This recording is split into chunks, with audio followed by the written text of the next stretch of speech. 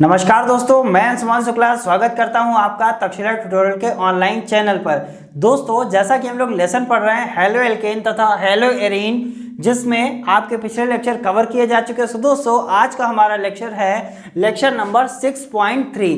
दोस्तों, जैसा कि हमने लेक्चर नंबर 6.1 में देखा हुआ था कि एल्केन क्या होती हैं, कैसे बनाया जाता है। इसके बाद में हमने ये देखा कि हेलो एल्केन यानी हेलो में हेलो का मतलब क्या होता है, एल्केन को कैसे एडजस्ट किया जाएगा, इन सारी चीज़ों को हम वहाँ पर देखे थे।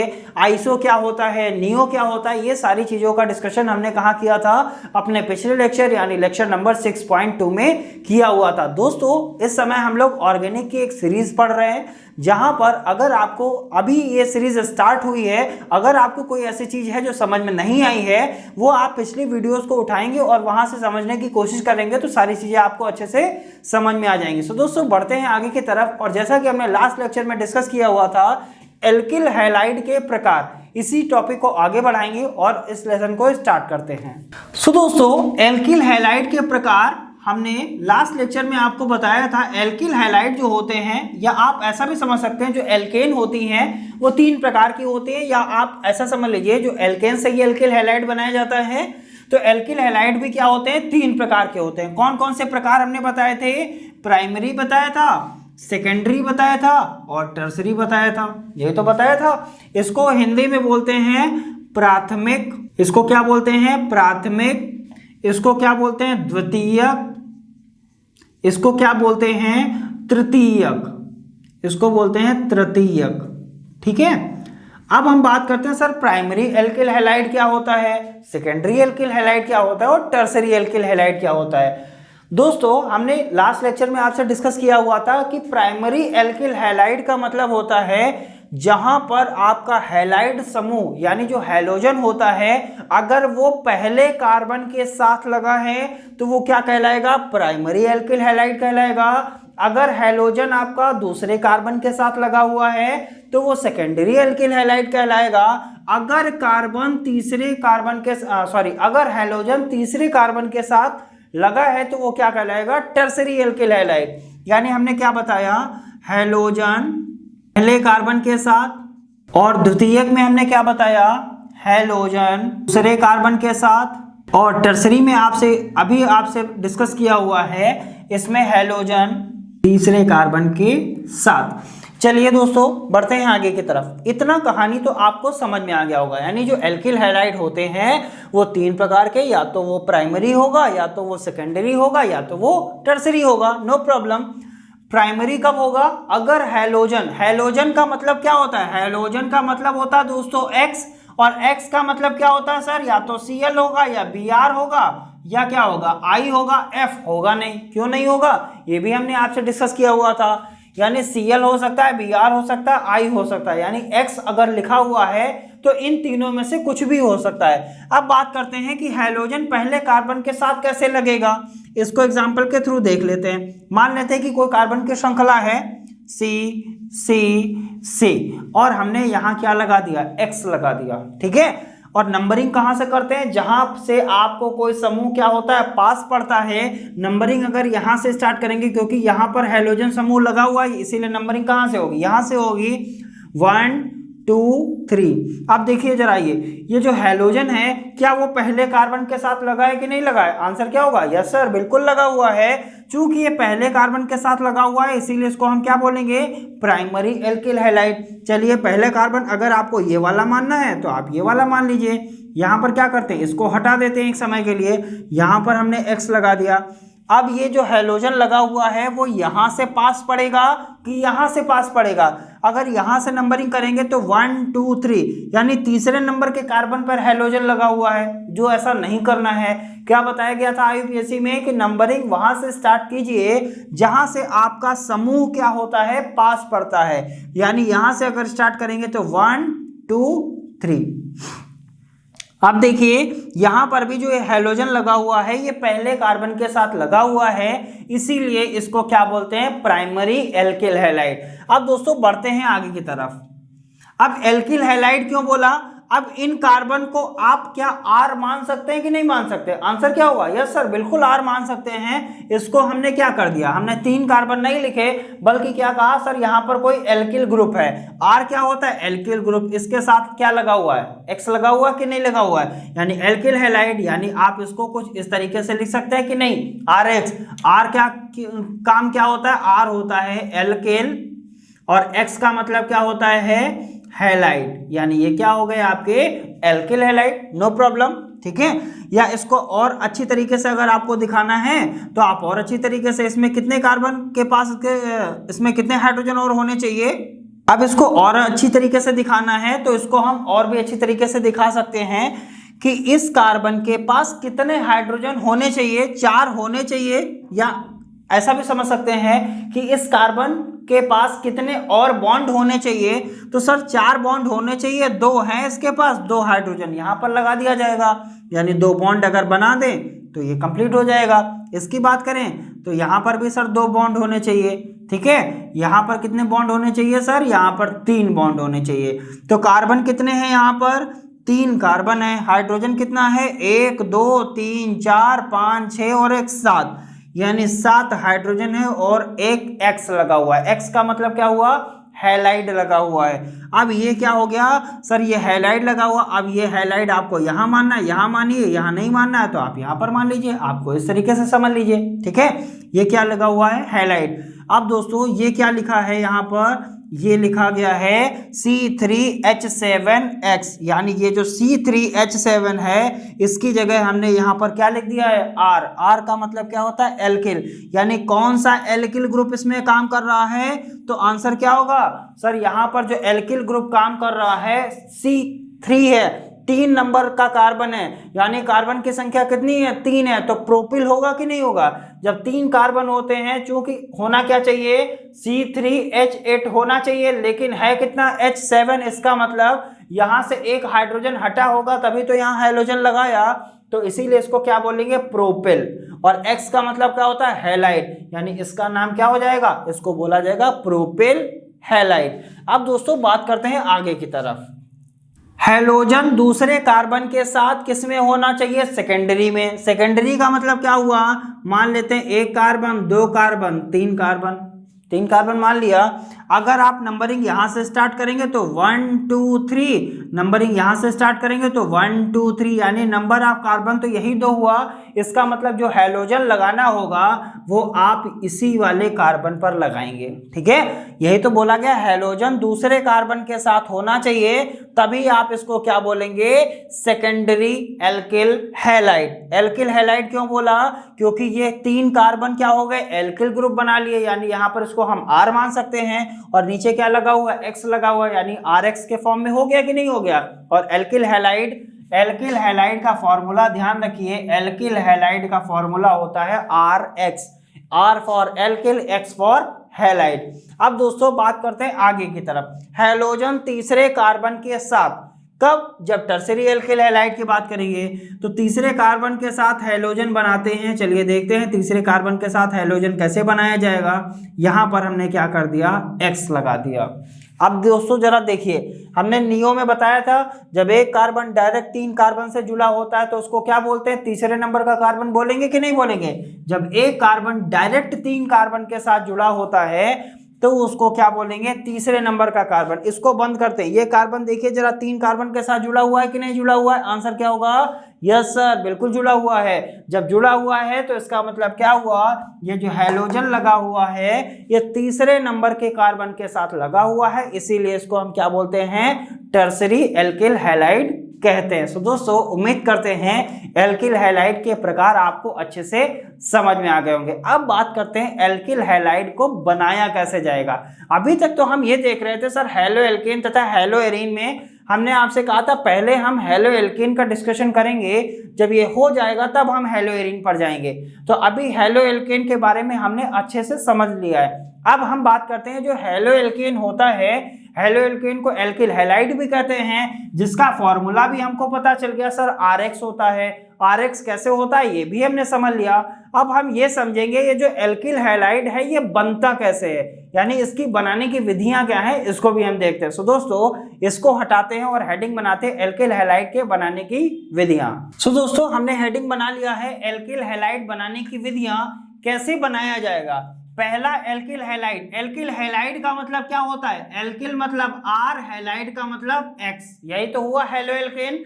हेलोएल्केन को एल्किल हैलाइड भी कहते हैं। RX हमको बनाना है, कैसे बनाया जाएगा, सिंपल सी बात है। आप क्या करिए, मेथेन को लीजिए, औद्योगिक निर्माण की हम बात कर रहे हैं, चलिए हेडिंग बना लेते हैं यहाँ पर। सो दोस्तों यहाँ पर हमने हेडिंग बना लिया है औद्योगिक निर्माण, एल्किल हैलाइड हमको बनाना है। सिंपल सी बात है, हमने यहाँ पर लिया CH4। CH4 का मतलब क्या हुआ सर, मेथेन। मेथेन क्लोरीन के साथ रिएक्शन जब करता है तो क्या बनाता है, एल्किल हैलाइड बनाता है। कैसे, किसकी उपस्थिति में करेगा, तो ध्यान रखेंगे HNU का मतलब होता है सूर्य के प्रकाश की उपस्थिति में, यानी मेथेन सूर्य के प्रकाश की उपस्थिति में। इसको आप यहां पर इस तरीके से लिख सकते हैं, सूर्य के प्रकाश की उपस्थिति में, सूर्य के प्रकाश की उपस्थिति में मेथेन क्लोरीन के साथ सूर्य के प्रकाश की उपस्थिति में जब अभिक्रिया करता है तो क्या बनाएगा, एल्किल हैलाइड बनाता है। अब हमने कहा कि इस मेथेन में आपको एक हैलोजन जोड़ना। एल्किल हैलाइड क्या होते हैं, मोनो हैलोजन व्युत्पन्न होते हैं कि नहीं, हमने बताया था पिछले लेक्चर में, एल्किल हैलाइड मोनो हैलोजन व्युत्पन्न होता है। मोनो का मतलब उसमें एक हैलोजन आपको लगाना है। अब यहां पर अगर आपको एक हैलोजन लगाना है तो आपको क्या करना पड़ेगा, एक हाइड्रोजन यहां से हटाना पड़ेगा, तभी आप एक हैलोजन यहां पर लगा पाएंगे। चलिए, जब यहां से आप एक हाइड्रोजन हटाएंगे तो इसका मतलब यहां पर हाइड्रोजन कितने हो जाएंगे, 3 हाइड्रोजन हो जाएंगे कि नहीं, यानी यहां से हम क्या लिख सकते हैं, CH3, 3 हाइड्रोजन हो गए। एक हाइड्रोजन हटा दिया और यहां से एक क्लोरीन को हम यहां लगा लिया। हमने यहां पर क्लोरीन को क्या कर दिया, यहां पर लगा दिया, क्योंकि हमको RX ही तो बनाना है। अब इस CH3 को क्या हम R लिख सकते हैं कि नहीं, और Cl क्या होता है, X होता है कि नहीं, क्योंकि X क्या होते हैं, हैलाइड क्या होते हैं आपके, Cl, Br और I, यही तो आपके X होते हैं। X का मतलब हैलोजन, ठीक है। देखिए Cl क्या है आपका, X है, R क्या है, एल्किल ग्रुप है, इसीलिए कौन सा एल्किल ग्रुप है इसको क्या बोलेंगे, CH3 को क्या बोलते हैं, कौन सा एल्किल बोलते हैं, इल लगाए कि नहीं, कौन सा इल है, मेथिल, इसीलिए इसको क्या बोलते हैं, मेथिल क्लोराइड। क्या नाम होता है इसका, मेथिल क्लोराइड। अब ये जो H निकला है यहां से, वो कहां जाएगा, यहां से एक क्लोरीन लिया है, इसका मतलब एक क्लोरीन यहां पर बचा हुआ है, वो H और Cl मिलके क्या बना देंगे सर, HCl बना देंगे। क्या यहां पर आपने RX बना लिया कि नहीं बना लिया, बिल्कुल बना लिया है। अब क्या हम इससे और हाइड्रोजन को निकाल सकते हैं कि नहीं निकाल सकते हैं, बिल्कुल निकाल सकते हैं। चलिए निकालते हैं, देखते हैं क्या बनेगा। यहां पर हमने लिख लिया, फिर से इसको कर लेते हैं, CH4 अगर रिएक्शन करता है Cl2 के साथ, किसकी उपस्थिति होनी चाहिए, HNU की उपस्थिति होनी चाहिए। जब ये रिएक्शन करेगा तो यहां से एक हाइड्रोजन हटेगा, CH3 लगाया, एक क्लोरीन यहां लग जाएगा और निकलेगा क्या, यहां से माइनस का HCl हम दिखा सकते हैं, यानी यहां से क्या हो जाएगा, HCl निकल जाएगा। अब ये फिर अगर इस पर सूर्य का प्रकाश के साथ इसका क्लोरीनीकरण अगर कराया जाए, इस क्रिया को क्या बोलते हैं, किससे रिएक्शन आप करा रहे हैं, क्लोरीन से करा रहे हैं, इसीलिए इसको बोलते हैं क्लोरीनीकरण, ठीक है। अगर आप Br से रिएक्शन कराएंगे तो क्या बोलेंगे, ब्रोमीनीकरण, ठीक है। ध्यान रखिएगा, अगर आप क्लोरीन से रिएक्शन कराएंगे तो क्लोरीनीकरण होता है, Br से रिएक्शन कराएंगे तो ब्रोमीनीकरण होता है। और ध्यान रखिएगा, ब्रोमीनीकरण क्या होता है, अति मंद होता है, इसीलिए Br से रिएक्शन नहीं कराते हैं, बल्कि किससे कराते हैं, Cl से कराते हैं, यानी क्लोरीन से कराते हैं। ये सारी चीजें आपको कहाँ मिलेंगी, जैसा सभी को पता रहता है, वो सब चीजें हैंड रिटन नोट्स में आपको मिल जाती हैं। वो हैंड रिटन नोट्स आपको कहाँ मिलेंगे, डिस्क्रिप्शन बॉक्स में नीचे लिंक दिया गया है, लिंक पर जाएंगे, क्लिक करेंगे, PDF को डाउनलोड करेंगे और नोट से पढ़ाई जरूर करेंगे। चलिए दोस्तों बात करते हैं, अगर इस पर हम फिर से Cl2 से रिएक्शन करा दें तो क्या होगा, फिर यहां से एक H निकलेगा, एक Cl इसके साथ जुड़ेगा, फिर यहां से अगर एक H हमने और निकाल दिया तो H कितने बचे, 2 ही तो बचा। एक क्लोरीन और यहां पर आ गया तो यहां क्या हो गया, Cl2 हो गया कि नहीं। एक क्लोरीन पहले से था, एक क्लोरीन और आ गया, कितना हो गया, Cl2 हो गया। चलिए आगे बात करते हैं। अब यहां से क्या हुआ, ये Cl2 जब हुआ, कब हुआ, यहां से एक HCl निकल गया होगा, क्या हुआ होगा, एक HCl निकला होगा, तभी तो काम हुआ होगा। चलिए फिर से रिएक्शन करा देते हैं HNU से। फिर से रिएक्शन यहां से आप ऐसा भी दिखा सकते हैं, या आप इस HNU को क्या कर सकते हैं, इसको कुछ इस तरीके से दिखा सकते हैं। Cl2 है, यहां से क्या हो गया HCl, वो अंडरस्टूड हो गया कि यहां पर HNU होगा। चलिए यहां से हम इसकी फिर Cl2 से रिएक्शन कराएंगे और HCl को निकालेंगे। अब जरा देखिए, फिर हमने एक H यहां से निकालना है और एक Cl को जोड़ना है, तो एक H निकलेगा तो क्या बचेगा, CH बचेगा, और एक Cl और आ जाएगा तो क्या हो जाएगा, Cl3 हो जाएगा। नो प्रॉब्लम, ठीक है। अगर हम इसकी फिर से रिएक्शन करा दें तो रिएक्शन किससे होगी, क्लोरीन के साथ, और निकलेगा क्या, HCl। अभी एक H और बचा हुआ है, यानी ये भी H हमको क्या करना है, निकालना है। ये H जब निकल जाएगा और क्लोरीन एक और आ जाएगा तो क्या हो जाएगा, CCl4 हो जाएगा। और इसी प्रक्रिया को क्या कहते हैं, क्लोरीनीकरण कहते हैं। अगर आप Br से रिएक्शन कराएंगे तो क्या हो जाएगा, वो ब्रोमीनीकरण होगा। क्लोरीनीकरण की रिएक्शन हमने यहाँ पर आपको अच्छे से दिखा दी है। दोस्तों ब्रोमीनीकरण अति मंद होता है, इसीलिए यहाँ पर क्लोरीनीकरण किया जाता है। अब दोस्तों यहाँ से हमने क्या देखा, यहाँ से हमने बना लिया CCl4, इसका नाम क्या होगा, C मतलब कार्बन, 4 का मतलब टेट्रा, और ये क्या लगा हुआ, क्लोराइड, यानी इसको क्या बोलते हैं, कार्बन टेट्रा क्लोराइड। 4 को टेट्रा बोलते हैं, कार्बन टेट्रा क्लोराइड इसका नाम हो गया। अगर हम इसकी बात करें तो carbon try chloride, carbon try chloride. इसकी बात करें तो कार्बन डाई क्लोराइड, ये डाई क्लोराइड हो जाएगा।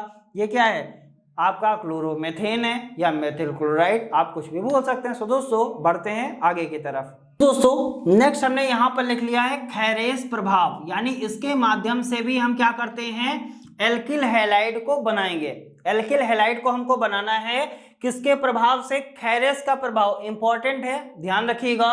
क्या लिखा है, एल्कीने, यहां पर लिखा है एल्केन नहीं लिखा है, बल्कि क्या लिखा है, एल्कीन, ठीक है, एल्कीन लिखा है। और इन का मतलब क्या होता है, डबल बॉन्ड, यानी डबल बॉन्ड वाले जो कार्बन की श्रृंखला होती है वो जब हाइड्रोजन हैलाइड के साथ अभिक्रिया करती है तो क्या बनाती है, एल्किल हैलाइड बनाती है। समझ में क्या आया सर, खैरेस प्रभाव कह रहा था कि पहली बात तो एल्कीन होना चाहिए और किसके साथ रिएक्शन करना चाहिए, हाइड्रोजन हैलाइड के साथ उसको रिएक्शन करना चाहिए। चलिए एल्कीन ले लेते हैं, तो एक कार्बन, 2 कार्बन, और इन कब बनेगा, जब इनके बीच में क्या लगा होगा, डबल बॉन्ड, तभी तो इन बनेगा। अब हम बात करते हैं सर, इस कार्बन के पास 2 बॉन्ड हैं, 2 और बनाने हैं, या ऐसा समझ सकते हैं सर, इसके पास 2 बॉन्ड हैं, 2 बॉन्ड और किसके साथ बनाएगा, हाइड्रोजन के साथ, यानी इसके पास हाइड्रोजन कितने होने चाहिए, 2 हाइड्रोजन चाहिए कि नहीं। इस कार्बन की भी बात करते हैं तो इसको भी कितने हाइड्रोजन चाहिए, 2 हाइड्रोजन चाहिए। तो हमने यहां पर भी क्या कर दिया, 2 हाइड्रोजन लिख दिया। कह रहे हैं एल्कीन, हमने यहां पर एक एल्कीन ले लिया, और इस एल्कीन का नाम क्या है, 2 कार्बन है कि नहीं है, 2 कार्बन का मतलब क्या होता है, एथ होता है, और जब डबल बॉन्ड होता है तो उसमें अगर इन लगा देंगे तो क्या हो जाएगा, नाम हो जाएगा इसका एथीन। क्या नाम हो जाएगा दोस्तों, एथीन हो जाएगा। जब ये एथीन किसके साथ रिएक्शन करे, हाइड्रोजन हैलाइड, हाइड्रोजन को H से लिखते हैं और हैलाइड को X से लिखते हैं, यही तो करते हैं। हाइड्रोजन हैलाइड के साथ जब रिएक्शन करेगा तो ये कह रहे हैं क्या बनेगा, एल्किल हैलाइड बन जाएगा। चलिए हम बात करते हैं, सभी को पता है जो हैलाइड होते हैं या जो हैलोजन होते हैं उस पर निगेटिव आयन होता है, सभी को पता है। यह हम आगे भी डिस्कस कर लेंगे कि हैलोजन पर निगेटिव आयन क्या होता है, सभी लोगों को पता है कि इस पर क्या होता है, निगेटिव आयन होता है। क्यों होता है, जैसे हम बात कर लेते हैं फ्लोरीन 9 यानी 2,7, यही तो लिखेंगे। 7 का मतलब क्या हुआ, इसके बाइकोस में कितना इलेक्ट्रॉन है, 7। एक इलेक्ट्रॉन इसको अगर कहीं से मिल जाएगा तो इसके बाइकोस में 8 इलेक्ट्रॉन हो जाएंगे कि नहीं हो जाएंगे। इसीलिए जब ये एक इलेक्ट्रॉन ले लेता है तो क्या बना देता है, माइनस, यानी वो एक इलेक्ट्रॉन इसने कहां से लिया है, हाइड्रोजन से लिया है का मतलब क्या होगा कि हाइड्रोजन ने जब इसको इलेक्ट्रॉन हल्का सा दिया होगा तभी तो ये लेगा। जब तक कोई इंसान कुछ देगा नहीं तब तक आप उससे लेंगे कैसे? जब इस पर नेगेटिव आया इसका मतलब इस पर क्या आएगा? पॉजिटिव आएगा। यानी हाइड्रोजन पर पॉजिटिव आयन होता है, हैलाइड पर नेगेटिव आयन होता है, ध्यान रखिएगा। अब कह रहे हैं एल्किल हैलाइड बन जाएगा। कैसे बनेगा? इसका मतलब क्या होगा सर? ये वाला X यहां पर जुड़ेगा। X अगर जुड़ेगा तो इसका मतलब आपको यहां से एक हाइड्रोजन हटाना पड़ेगा, तभी तो आप X को जोड़ पाएंगे। और एक हाइड्रोजन हटाएंगे और जब भी कोई चीज जोड़ी जाती है तो डबल बॉन्ड जरूर टूट जाता है। डबल बॉन्ड टूटेगा तो किस में आएगा सर? सिंगल बॉन्ड में। यानी दो कार्बन के बीच में कौन सा बॉन्ड बन गया? Single bond. पहली बात तो डबल बॉन्ड टूटेगा तभी जुड़ेगा। डबल बॉन्ड टूटा, क्या बना? Single bond. हमको इसमें जोड़ना क्या है? हैलोजन। हमने क्या जोड़ दिया यहां पर? हैलोजन जोड़ दिया। नो प्रॉब्लम, हमने क्या कर दिया? हैलोजन जोड़ दिया। अब हम देखते हैं सर ये जो हाइड्रोजन है वो क्या करेगा? ये वाला हैलोजन यहां पर ऐड हो चुका है। अब यहां से क्या होगा? तो हमने हैलोजन तो जोड़ दिया, अब ये वाला H कहां जाएगा? ये भी हमको देखना पड़ेगा। तो इसको हम क्या करेंगे? यहां पर हमने कर दिया CH3। ये वाला जो H है, जो H बचा हुआ है वो हमने यहां पर जोड़ दिया। ठीक है, H यहां जोड़ दिया तो यहां पर दो H पहले से थे, एक H और आ गया, क्या हो गया? CH3 हो गया। अब यहां पर क्या था? CH2 था, लेकिन अब यहां पर क्या आएगा? CH2 था, CH2 ही रहेगा। यहां पर क्या था? CH2 था, CH2 ही रहेगा। अभी भी ये कहानी आपको समझ में नहीं आई होगी। अब इस कहानी को हम और अच्छी तरीके से कैसे समझेंगे? तो इस कहानी को अच्छी तरीके से समझने के लिए हमको एक नियम पढ़ना पड़ेगा और उस नियम का नाम है मार्कोनी-कॉफ का नियम। मार्कोनी-कॉफ का नियम क्या है? ये नियम पहले हम इस नियम को लिख लेते हैं, फिर समझने की कोशिश करेंगे। तो हमने क्या बताया? ये जो रिएक्शन हमने यहां पर अभी लिखा हुआ है ये आपको अच्छे से समझ में नहीं आया होगा। इस रिएक्शन को ही समझाने के लिए नाम क्या आया? मार्कोनी-कॉफ का नियम। यानी एक नियम निकल के आया, वो नियम क्या है? मार्कोनी-कॉफ का नियम। ये हमको बताता क्या है? ये हमसे कहता है कि हाइड्रोजन हैलाइड का ऋणात्मक भाग, यानी जो हाइड्रोजन हैलाइड होता है उसका जो ऋणात्मक भाग होता है वो उस द्विकबंधित का मतलब डबल बॉन्ड, द्विकबंध का मतलब होता है डबल बॉन्ड, यानी द्विकबंधित कार्बन परमाणु के साथ जुड़ता है जिस पर हाइड्रोजन की संख्या न्यूनतम या कम होती है। यानी मार्कोनी-कॉफ ने कहा कि जो हाइड्रोजन हैलाइड होता है इसका जो ऋणात्मक भाग है, यानी ऋणात्मक भाग कौन है? हैलाइड वाला है कि नहीं?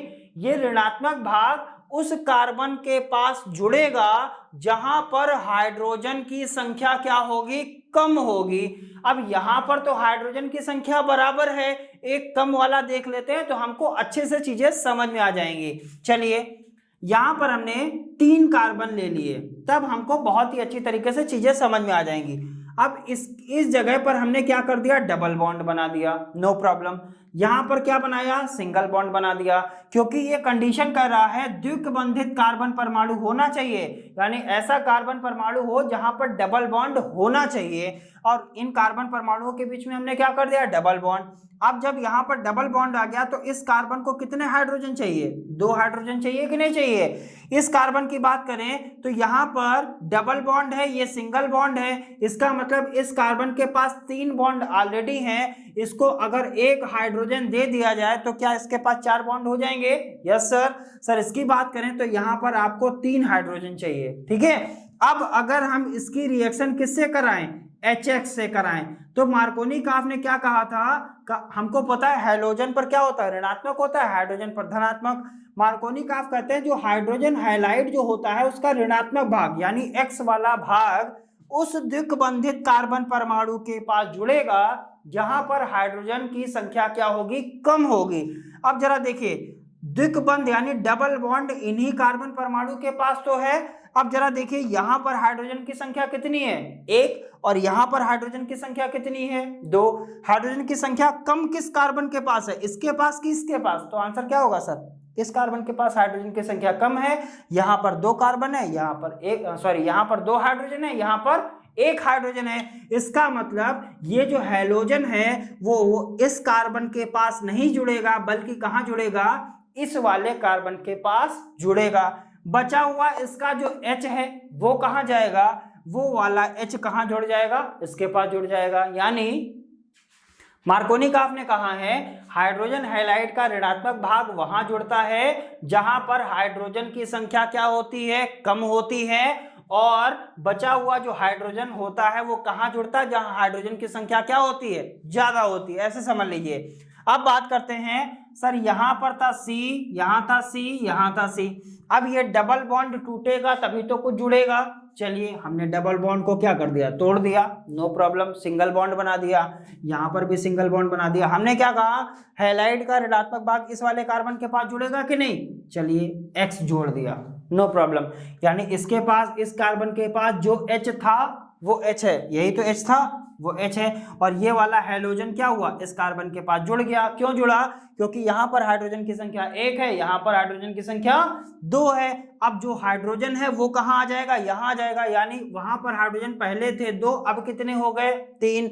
इससे कोई मतलब ही नहीं है, ये जैसे था वैसे ही रहा। ठीक है, ये क्या हुआ, मार्कोनिकॉफ का नियम हो गया कि नहीं हो गया। हाइड्रोजन हैलाइड का ऋणात्मक भाग उस कार्बन के पास जुड़ता है जहां पर हाइड्रोजन परमाणु की संख्या कम होती है। अब जरा यहां पर देखिए, यहां पर भी तो कंडीशन वही है कि हाइड्रोजन हैलाइड रिएक्शन कर रहा है। अब कह रहे हैं यहां पर हमको ये सोचना है कि ये जो हैलोजन है ये हम इस कार्बन के पास जोड़ें या इस कार्बन के पास जोड़ें। क्यों, क्योंकि यहां पर भी 2 हाइड्रोजन, यहां पर भी 2 हाइड्रोजन, जबकि मार्कोनिकॉफ ने क्या कहा था, हाइड्रोजन जहां कम होगा वहीं हैलोजन जुड़ेगा। अब आपकी इच्छा है हाइड्रोजन को, अगर हैलोजन को यहां जोड़ना है तो इस कार्बन के पास जोड़िए, इस कार्बन के पास जोड़ना है तो इस कार्बन के पास जोड़िए। अगर आपने हैलोजन इस वाले कार्बन पे जोड़ा तो हाइड्रोजन आपको यहां जोड़ना पड़ेगा, अगर आपने हैलोजन यहां जोड़ा तो हाइड्रोजन आपको यहां जोड़ना पड़ेगा। तो इसीलिए हमने क्या किया, ये वाला जो हैलोजन है वो यहां जोड़ा, यानी CH2H इसके पास 2 पहले से थे, 2 पहले से था, एक X यहां पर जुड़ गया, इसके पास जो बचा हुआ H है वो यहां पर 2H था, अब कितना H हो गया, 3H हो गया। इस तरीके से मार्कोनिकॉफ का नियम और खैरेस प्रभाव आपको अच्छी तरीके से समझ में आ गया होगा। बढ़ते हैं आगे की तरफ और बनाते हैं एल्कोहल के द्वारा एल्किल हैलाइड। यानी हम एल्किल हैलाइड ही तो बना रहे हैं, या आप इसको क्या कर सकते हैं, सर ये एल्किल ग्रुप ही तो है, इसको आप R मान लीजिए, नीचे X वाला X हो जाएगा, यानी RX हमने बना लिया। या आप ऐसे भी समझ सकते हैं, ये क्या हो गया, ये R हो गया, ये क्या हो गया, X हो गया, RX एल्किल हैलाइड। अब हम एल्कोहल के द्वारा बनाते हैं एल्किल हैलाइड। तो हमने हेडिंग बना लिया है एल्कोहल के द्वारा RX, यानी एल्किल हैलाइड। एल्कोहल का मतलब क्या होगा, सिंपल सी रिएक्शन। ये दोस्तों स्टार पॉइंट बना दे रहे हैं, यानी ये रिएक्शन अगर आप ध्यान रखेंगे तो इस रिएक्शन के माध्यम से आप कई सारी रिएक्शंस को कर सकते हैं। एल्कोहल का मतलब हमने लिख दिया ROH। अब यहां पर R कुछ भी हो सकता है वो एल्केन हो सकता है वो एल्कीन हो सकता है वो एल्काइन हो, लेकिन हमको एल्केन के बारे में पढ़ना है तो हम एल्केन पर ही फोकस करेंगे। तो यहाँ पर ये जो R एल्किल ग्रुप लगाया है, हो सकता है यहाँ पर हम मेथेन लगाएं, या हो सकता है एथेन लगाएं, या हो सकता है प्रोपेन लगाएं, या हो सकता है ब्यूटेन लगाएं, हमारी इच्छा की बात है। जो रिएक्शन जैसे आएगी उस तरीके से उसको एडजस्ट कर लिया जाएगा। ROH है, इसकी रिएक्शन अगर HX के साथ करा दिया जाए, HX का मतलब क्या हुआ, हाइड्रोजन हैलाइड। हाइड्रोजन हैलाइड के साथ अगर रिएक्शन कराया जाएगा तो यहां पर क्या बन जाएगा सर, RX बन जाएगा। यानी ये वाला OH क्या हो जाएगा, बाहर हो जाएगा, और ये वाला H इसके साथ मिल जाएगा तो क्या बना देगा सर, H2O बना देगा, और वहां पर क्या हो जाएगा सर, RX का निर्माण हो जाएगा। अब दोस्तों रिएक्शन स्टार पॉइंट से तो आपको समझ में आ गया। अब इसको एक एग्जांपल के माध्यम से समझ लेते हैं। दोस्तों ये एक तरीके से आप फॉर्मूला समझ लीजिए, एल्कोहल के साथ जब आपको एल्किल हैलाइड बनाना है तो उसका फॉर्मूला है ये, ठीक है। अब हम आपसे कहें सर, मान लेते हैं कौन सा एल्कोहल ले लिया, मेथिल एल्कोहल ले लिया। ये CH3 का मतलब क्या होता है, मेथिल होता है कि नहीं। OH का मतलब क्या होता है, एल्कोहल। ये मेथिल एल्कोहल की हम रिएक्शन करा दें HBr से, किससे रिएक्शन करा दें, HBr से रिएक्शन करा दें, तो हमको बताइए क्या RX मिलेगा कि नहीं, बिल्कुल। यानी ये वाला OH इस H के साथ बाहर हो जाएगा और क्या बना देगा, H2O बनाएगा कि नहीं बनाएगा, बिल्कुल। बचा हुआ क्या है सर, CH3 है, और CH3 के साथ में क्या जुड़ जाएगा, ये Br जुड़ जाएगा। Br का मतलब क्या हुआ सर, यहाँ पर क्या हो गया, मेथिल ब्रोमाइड बन गया। ये क्या बना, मेथिल, ये क्या है, ब्रोमाइड है। अब मेथिल को आप क्या लिख सकते हैं, इसको R लिख सकते हैं। Br का मतलब क्या है सर, X है, ठीक है। इस CH3 को आप R मान सकते हैं, OH तो OH ही है। अब देखिए क्या ये रिएक्शन कुछ इस रिएक्शन की तरीके से दिख रही है कि नहीं, बिल्कुल आंसर क्या होगा, यस सर, सिंपल सी बात है, एल्कोहल एल्किल हैलाइड। अब जरा Br को आपने क्या माना, X है कि नहीं है, H है। देखिए ये रिएक्शन बिल्कुल इस रिएक्शन की जैसी दिख रही है, यस सर। चलिए एक और एग्जांपल ले लेते हैं, ये एक एग्जांपल ले लिया, एक एग्जांपल और ले लेते हैं। मान लेते हैं C3H7OH। अब हमने ये दे दिया, नो प्रॉब्लम। हमको अगर फॉर्मूला पता है तो हमको आप कोई भी रिएक्शन दीजिए, हम आसानी से कर ले जाएंगे। यहां पर HCl से रिएक्शन करा रहे हैं, अगर HCl से रिएक्शन करेगा तो क्या बनाएगा, ये वाला OH इस H के साथ बाहर हो जाएगा और क्या बनाएगा, H2O बना दिया इसने, नो प्रॉब्लम। अब ये जो C3H7 है ये Cl के साथ रिएक्शन कर लेगा, C3H7 और Cl बना देगा। अब ये जो C3H7 है ये क्या है, प्रोपिल है कि नहीं है, इसको क्या बोलते हैं, कार्बन है 3, इसीलिए इसको क्या बोलेंगे, प्रोपिल। R हो गया, अब ये वाला R हो गया सर, Cl क्या होता है, X होता है कि नहीं होता है। अब देखिए ये H है, ये क्या होता है, X होता है। अब ये वाली भी रिएक्शन कुछ इस रिएक्शन की तरीके से दिख रही है कि नहीं, बिल्कुल दिख रही है। सो दोस्तों उम्मीद करते हैं एल्कोहल के द्वारा कैसे बनाया जाएगा एल्किल हैलाइड आपको अच्छी तरीके से समझ में आ गया होगा। बढ़ते हैं आगे की तरफ। दोस्तों यहां पर हमने दो रिएक्शन लिखी हुई हैं, दोनों रिएक्शन अपने आप में बहुत ही ज्यादा इंपॉर्टेंट है, नेम्ड रिएक्शन है। नाम क्या है पहली रिएक्शन का, कोनांट फिंकल-स्टीन अभिक्रिया। नाम ध्यान रखिएगा, कोनांट फिंकल-स्टीन अभिक्रिया या हैलाइड विनिमय अभिक्रिया। अब ये हैलाइड विनिमय क्या है ये आपको समझ में आ जाएगा, सिंपल सी बात है। ये C2H5Cl लिखा हुआ, Cl को हम क्या बोलते हैं, X बोलते हैं कि नहीं, यही तो बोलते हैं। C2H5 को आप क्या बोल सकते हैं, R बोल सकते हैं, यानी एल्किल ग्रुप बोल सकते हैं। ये RX है। अब सर आप कहेंगे सर RX तो पहले ही है, आप RX बनाने जा रहे हैं, तो इसीलिए इसको बोलते हैं हैलाइड विनिमय, यानी इसमें जो हैलोजन है उनको हम बदलेंगे, यानी जो हैलोजन लगा हुआ है उसको हटाएंगे, उसकी जगह दूसरा हैलोजन लगाएंगे। इसी प्रक्रिया को हम कहते हैं विनिमय। और किसका विनिमय कर रहे हैं, हैलोजन का। इसका मतलब इस Cl की जगह यहां पर इसको आप क्या लिख सकते हैं, इसको आप X बोल सकते हैं कि नहीं, यानी यहां पर क्या लिखा हुआ है NaX, यानी ये वाला I उठा के हमको यहां लगाना है और Cl हमको कहां ले जाना है, यहां पर ले जाना है। तो एक तरीके से हम नया RX बना लेंगे कि नहीं, बिल्कुल बना लेंगे। R आपका क्या था, C2H5 और यहां से X कौन सा आया आपका, हैलाइड कौन सा आया, आयोडीन आया कि नहीं आया। और यहां से Cl किसके साथ चला गया, Na के साथ, और क्या बना दिया इसने, NaCl। अब देखिए क्या हैलाइड का विनिमय हुआ है कि नहीं हुआ है।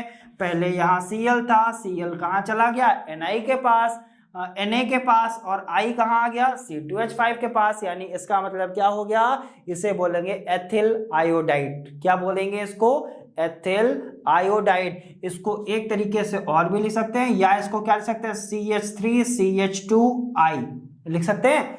कार्बन कितने हैं, 2 कार्बन है कि नहीं, बिल्कुल है। हाइड्रोजन कितना है, 5 हाइड्रोजन है कि नहीं है। आप इस तरीके से लिखिए या इस तरीके से लिखिए, बात क्या है, एक ही है। सो दोस्तों उम्मीद करते हैं कोनांट फिंकल-स्टीन अभिक्रिया या हैलाइड विनिमय अभिक्रिया क्या होती है अच्छे से आपको समझ में आ गया होगा। बढ़ते हैं आगे की तरफ। सिंपल सी बात है, बोरोडीन हुंसडीकर अभिक्रिया। नाम खतरनाक है, ऐसा नहीं आता है कहीं पर चिंटू अभिक्रिया, मिंटू अभिक्रिया, ठीक है, या हम कह दें विशाल अभिक्रिया, या हम कह दें रोहित अभिक्रिया, ऐसी कोई अभिक्रिया नहीं। ये सब अलग अलग साइंटिस्ट हैं, ठीक है। या हमने कभी नहीं कहा अंशुमान अभिक्रिया, ठीक है। इस तरीके से कोई अभिक्रिया नहीं होती है, बल्कि यहाँ पर नाम क्या है, बोरोडीन हुंसडीकर अभिक्रिया। अब इसका भी नाम ध्यान रखना पड़ेगा, क्या होती है बोरोडीन हुंसडीकर। इसका नाम होता है, इसको बोलते हैं सिल्वर, Ag का मतलब क्या होता है, सिल्वर प्रोपिनोएट, पर प्रोपिनोएट। यानी बोरोडीन हुंसडीकर में क्या बताया गया, सिल्वर प्रोपिनोएट जब ब्रोमीन से रिएक्शन करता है तो क्या बनाएगा, RX बनाएगा। कैसे, अब CH3CH2 क्या है आपका, R है कि नहीं है, R की जगह हमने क्या लिख लिया, CH3CH2, ठीक है। X आपका क्या है, ब्रोमीन क्या होता है, X होता है, ठीक है। ये क्या हो गया, ये आपका हो गया R, ब्रोमीन क्या है, X है, और एक ही ब्रोमीन लगाना है हमको, क्योंकि मोनो हैलोजन व्युत्पन्न ही एल्किल हैलाइड कहलाते हैं। तो यहां से क्या हो गया, RX तो हमने बना लिया, अभी भी आपके पास ब्रोमीन एक बाकी है। ब्रोमीन कितने थे, यहाँ पर 2 थे, आपने एक का ही तो यूज किया है। एक ब्रोमीन जो बचा हुआ है वो किसके साथ चला जाएगा, सिल्वर के साथ, और क्या बना देगा, AgBr, यानी सिल्वर ब्रोमाइड बना देगा। अब सर आप कहेंगे सर यहां से अभी CO2 आपका बाकी रह गया, CO2 बाकी रह गया, इसका मतलब यहां से आपको क्या मिल जाएगी, कार्बन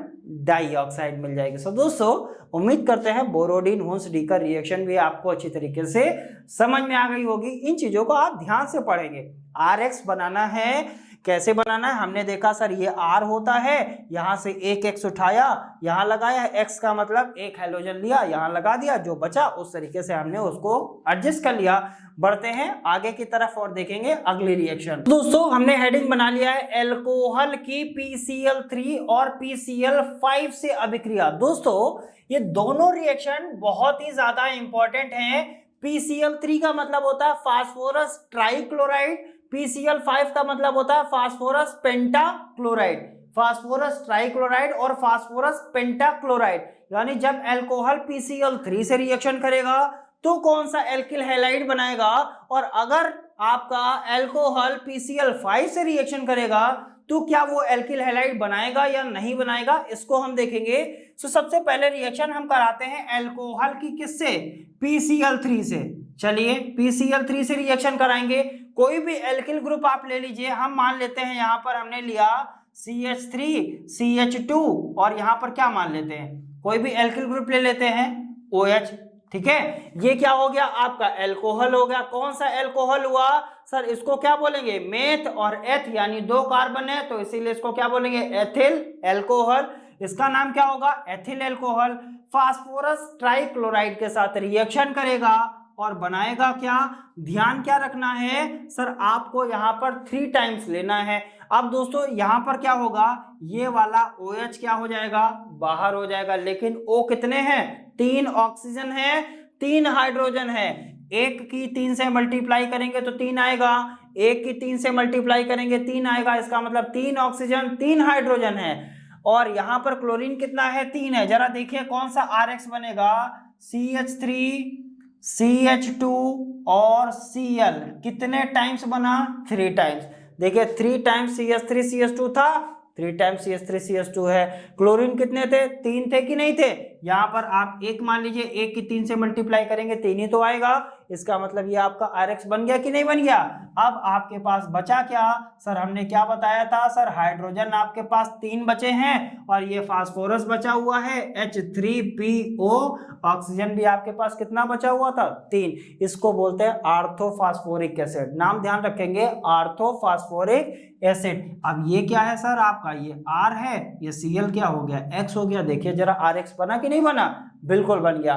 कब बना, जब इसने PCl3 के साथ रिएक्शन किया। कौन सा अल्कोहल लिया, आपका मन है आप एथिल के बजाय प्रोपेल ले लीजिए, कोई दिक्कत नहीं है। यहां पर हमने एथिल लिया है, आप प्रोपेल ले लीजिए, मेथिल ले लीजिए, वो आपकी इच्छा की बात। यहां पर आपने R लिया था, ROH था, इसके साथ रिएक्शन करके क्या बना दिया, RX। नेक्स्ट हम बात करते हैं PCl5 के लिए। CH3 CH2 OH, यहां पर अल्कोहल ले लिया, OH क्या होता है आपका अल्कोहल, यहां पर भी एथिल अल्कोहल ले लिया। किसके साथ रिएक्शन करा रहे हैं, PCl5 के साथ। चलिए PCl5 के साथ रिएक्शन करेगा तो क्या बनाएगा सर, हमको बनाना है RX। पहली बात ये हो गया आपका R, यहां से आप एक X ले लीजिए, ठीक है। चलिए R ले लेते हैं, R क्या था, CH3 CH2, एक X ले लिया, X की जगह क्या ले लिया, Cl, क्योंकि यहां पर Cl था, नो प्रॉब्लम, ठीक है। अब आपके पास क्या बचा सर, एक फास्फोरस बचा हुआ है, ऑक्सीजन आपके पास एक है, हाइड्रोजन एक है, लेकिन क्लोरीन कितना है आपके पास, 4 क्लोरीन है अभी आपके पास। इसका मतलब क्या हुआ सर, यहां से एक क्लोरीन और निकलेगा और इस हाइड्रोजन के साथ मिलके क्या बना देगा, HCl बना देगा। ठीक है, अब क्या हुआ, CH3CH2 हो गया, H एक Cl के साथ मिलके HCl बना दिया। आपके पास एक P बचा है, एक O बचा है और Cl कितने बाकी रह गए, 2 Cl का आपने यूज कर लिया, 3 ही तो बाकी हैं। इसका मतलब यहां से आपको क्या मिला, POCl3। क्या मिल गया, POCl3। POCl3 को बोलते हैं फास्फोरिल क्लोराइड। सो दोस्तों उम्मीद करते हैं ये सारी रिएक्शंस आपको अच्छे से समझ में आई होंगी। हमने कई बार कहा है, आप सारी रिएक्शंस यहाँ पर जो चल रही हैं उनकी प्रैक्टिस जरूर करते रहिएगा। अगर प्रैक्टिस नहीं करेंगे या प्रैक्टिस करना छोड़ देंगे तो फिर रिएक्शन में प्रॉब्लम आ जाएगी, क्योंकि जो 4 लेसन है उनमें सारी के सारे रिएक्शंस ही हैं। आप प्रैक्टिस करिए, अच्छे से पढ़ाई करते रहिए। तब मिलेंगे कल, तब तक के लिए धन्यवाद।